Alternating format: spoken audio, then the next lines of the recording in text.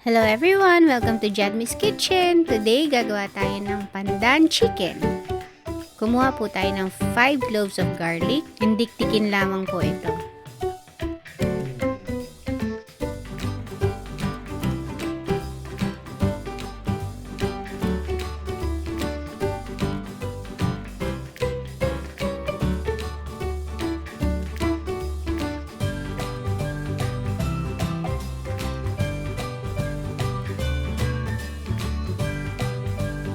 Pag nadikdik na po ng husto yung ating garlic, ilagay tayo ng 1 teaspoon of ground pepper.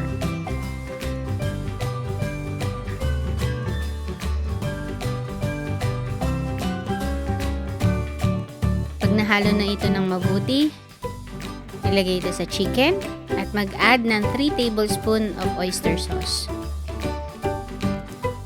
Haluin lang ito ng mabuti.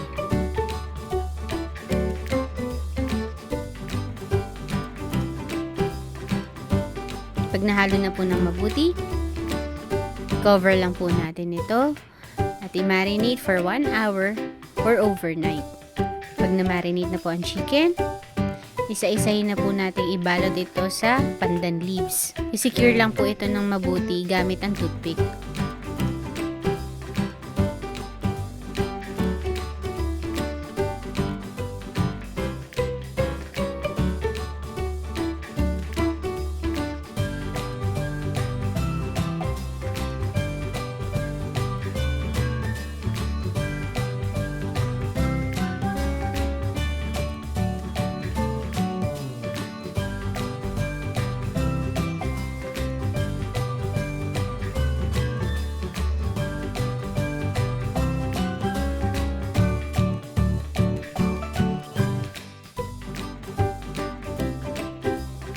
Pag nabalot na po lahat ng chicken, magpainit po tayo ng cooking oil sa isang pan. Pag mainit na ang cooking oil, isa-isa na natin ilagay ang ating pandan chicken.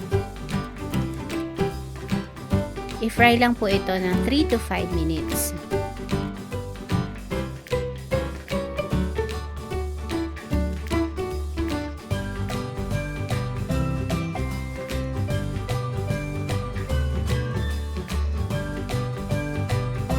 At ito na po ang ating finished product, Pandan Chicken.